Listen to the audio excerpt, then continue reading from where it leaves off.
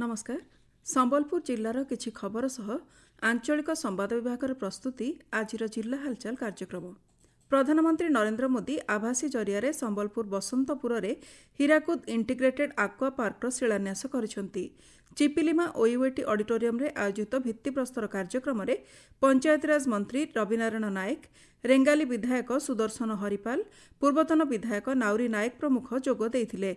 बसंतपुरठारे 95.47 एकर जमी सह 100 कोटी टंका केन्द्र सरकार पक्षरु मंजूर करा जायछि।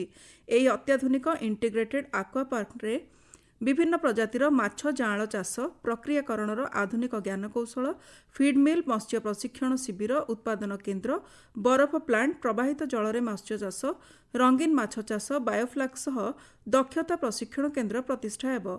ए संपर्क में पंचायतराज मंत्री रविनारायण नायक कहते, प्रधानमंत्री कृषि धनधान्य योजना ए योजना परिप्रेक्षी में आमर सौभाग्य संबलपुर माटीर बसंतपुर रे इंटीग्रेटेड एक्वा पार्क उद्घाटन है, जहाँ 100 कोटी व्यय हेब।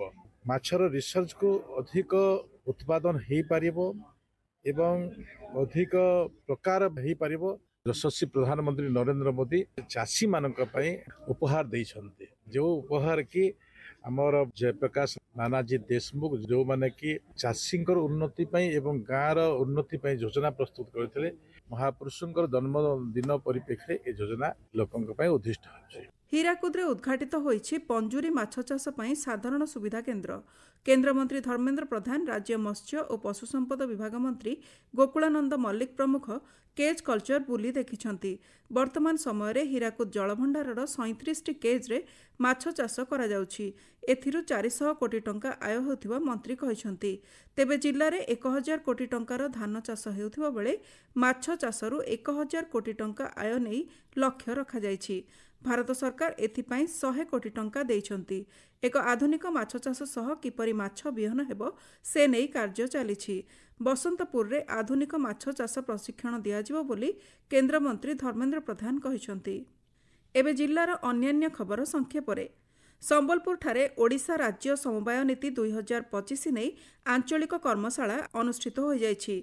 ओडिशा सरकारक समवाय विभाग पक्षरु आयोजित एही कार्यक्रम रे जिल्लापाल सिद्धेश्वर बलिराम बोंदर, ड्राफ्टिंग कमिटीर सभ्य जोगेश्वर बाबू, सांसद प्रतिनिधि चंद्रशेखर पंडा प्रमुख उपस्थित रही समवायर नूतन नीति संपर्क में आलोचना करथिले।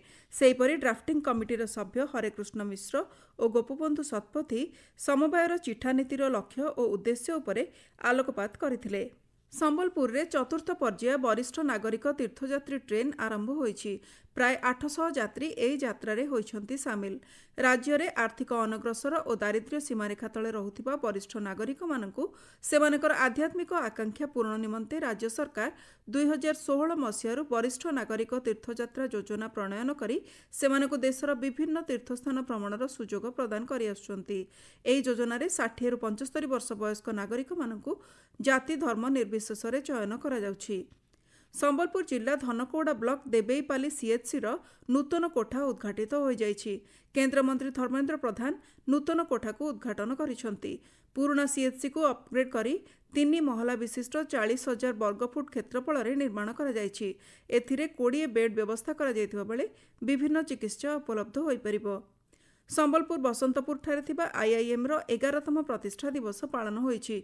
एही अवसर में केन्द्र मंत्री धर्मेन्द्र प्रधान मुख्य अतिथि भाव जोग देई रंगवती मंचर उद्घाटन करिसेंति। एहा संबलपुर रो कला और संस्कृति को विश्वस्तर रे पहुंचाइबारे सहायक हेबो बोली मंत्री कहिसेंति। वर्तमान संबलपुर आईआईएम देशर सर्वश्रेष्ठ आईआईएम होई पारिछि बोली केन्द्र मंत्री कहिथिले।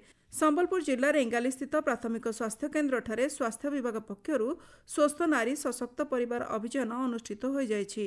रेंगाली गोष्ठी चिकित्सा केन्द्रर अधिकारी डाक्तर आशीष माझी, डाक्तर शुभम सिंह, फार्मासिस्ट सुरेन्द्र मोहन बेहेरा प्रमुख उपस्थित रही कार्यक्रम को उद्घाटन करथिले। जिला हालचाल आज पई एतिकी। तथ्य देइथिले आम संबलपुर संवाददाता गुणमणि विश्वाल और उपस्थापन रे मु लहरिका पटनायक। आसंता काली जिला हालचाल रे सुनिबे सुवर्णपुर जिला संपर्क रे।